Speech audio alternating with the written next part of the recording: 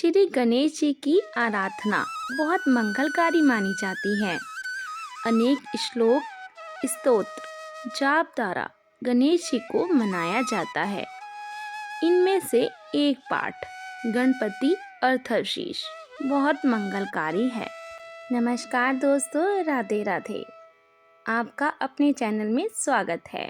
तो चलिए आज की वीडियो को शुरू करते हैं। प्रतिदिन प्रातः शुद्ध होकर इसके पाठ को करने से गणेश जी की कृपा अवश्य प्राप्त होती है।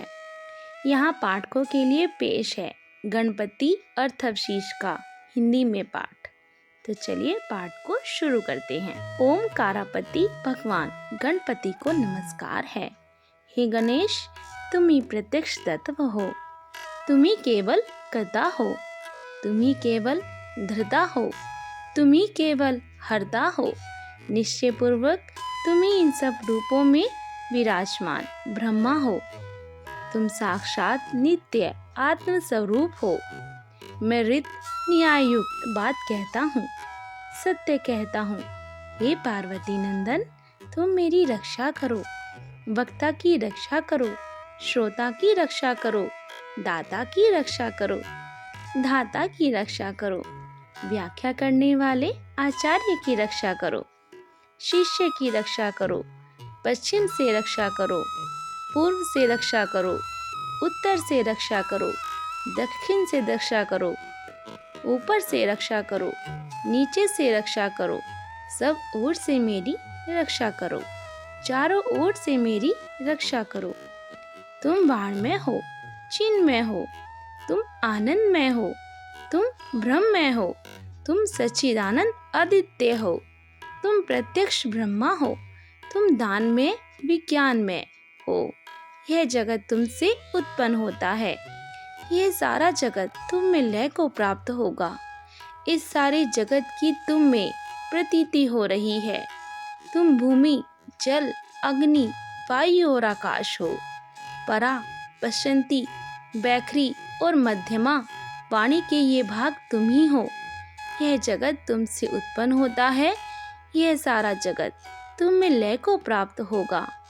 इस सारे जगत की तुम में प्रतीति हो रही है।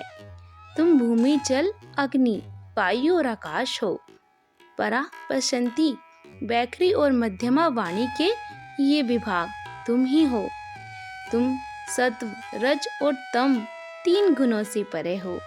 तुम जागृत, स्वप्न और सुषुप्ति इन तीनों अवस्थाओं से परे हो। तुम स्थूल, सूक्ष्म और वर्तमान तीनों देहों से परे हो। तुम भूत, भविष्य और वर्तमान तीनों कालों से परे हो। तुम मूलाधार चक्र में नित्य स्थित रहते हो। इच्छा, क्रिया और ज्ञान तीन प्रकार की शक्तियाँ तुम ही हो। तुम्हारा योगी जन नित्य ध्यान करते हैं। तुम ब्रह्मा हो, तुम विष्णु हो, तुम रुद्र हो, तुम इंद्र हो, तुम अग्नि हो, तुम वायु हो, तुम सूर्य हो, तुम चंद्रमा हो, तुम ब्रह्मा हो। भू, भुव, स्वः ये तीनों लोक तथा ओमकार वाच्य पर ब्रह्मा भी तुम हो। गण के आदि अर्थात ग कर पहले उच्चारण करें, उसके बाद वर्णों के आदि अर्थात अ उच्चारण करें, उसके बाद अनुस्वार उच्चारित होता है। इस प्रकार अर्धचंद से सुशोभित गम ओमकार से अवरुद्ध होने पर तुम्हारे बीज मंत्र का स्वरूप है। गकार इसका पूर्व रूप है, बिंदु उत्तर रूप है, नाद संधान है, संहिता संविद है। ऐसी यह गणेश विद्या है। इस महामंत्र के गणक ऋषि हैं, नीचंग दाय छंद हैं, श्रीमद हा गणपति देवता हैं। वह महामंत्र है ओम गण गणपतिये नमः। एक दंत को हम जानते हैं, प्रकटुंड का हम ध्यान करते हैं। वह दंती हमें प्रेरणा प्रदान करें। यह गणेश गायत्री है। एक दंत, चतुर्भुज, चारों हाथों में पाक्ष, अंकुश, अभय और वरदान की मुद्रा धारण किए तथा मूषक चिन्ह की ध्वजा लिए हुए, रक्त वर्ण लंबोदर वाले, बड़े बड़े कानों वाले, रक्त वस्त्रधारी, शरीर पे रक्त चंदन का लेप किए हुए, रक्त पुष्पों से भली भांति पूजित, भक्त पर अनुकंपा करने वाले देवता, जगत के कारण अच्युत सृष्टि के आदि में आविर्भूत प्रगति और पुष्प से परे श्री गणेश जी का जो नित्य ध्यान करता है वह योगी सब योगियों में श्रेष्ठ है। व्रत यानी कि देव समूह के नायक को नमस्कार, गणपति को नमस्कार, प्रथम पति के लिए नमस्कार, लंबोदर को, एक दंत को, शिव जी के पुत्र को तथा श्री वरद मूर्ति को नमस्कार नमस्कार। यह अर्थवशीष है। इसका पाठ जो करता है ब्रह्मा को प्राप्त करने का अधिकारी हो जाता है। सब प्रकार के विघ्न उसके लिए बाधक नहीं होते। वह सब जगह सुख पाता है। वह पांचों प्रकार के महान पातकों तथा उपपातकों से मुक्त हो जाता है। सायंकाल पाठ करने वाला दिन के पापों का नाश करता है। प्रातःकाल पाठ करने वाला रात्रि के पापों का नाश करता है। जो प्रातः और साय दोनों समय इस पाठ का प्रयोग करता है वह निष्पाप हो जाता है। वह सर्वत्र विघ्नों का नाश करता है। धर्म, अर्थ, काम और मोक्ष को प्राप्त करता है। इस अर्थवशीष को जो शिष्य ना हो उसे नहीं देना चाहिए। जो मोह के कारण देता है वह पातकी हो जाता है। सहस्त्र बार पाठ करने से जिन जिन कामों और कामनाओं का उच्चारण करता है उनकी सिद्धि इसके द्वारा ही मनुष्य कर सकता है।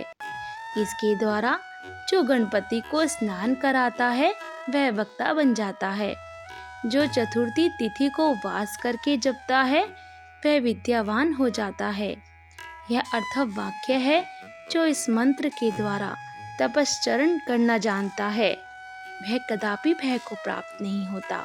जो दुर्वा अंकुर के द्वारा भगवान गणपति का यजन करता है वह कुबेर के समान हो जाता है। जो लाजों के द्वारा यजन करता है वह यशस्वी होता है, मेधावी होता है।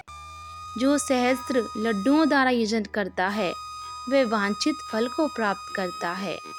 जो धृत के सहित समिधा से यजन करता है वह सब कुछ प्राप्त करता है। 8 ब्राह्मणों को सम्यक रीति से ग्रह कराने पर सूर्य के समान तेजस्वी होता है। सूर्य ग्रहण में, महानदी में या प्रतिमा के समीप जपने से मंत्र सिद्धि होती है। वह महाविघ्न से मुक्त हो जाता है। जो इस प्रकार जानता है वह सर्वज्ञ हो जाता है। वह सर्वज्ञ हो जाता है।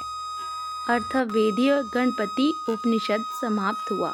ऐसी ही और पौराणिक कथाओं को सुनने के लिए प्लीज़ मेरे चैनल पर एक बार विजिट करें और मेरे चैनल को सब्सक्राइब करना मत भूलें।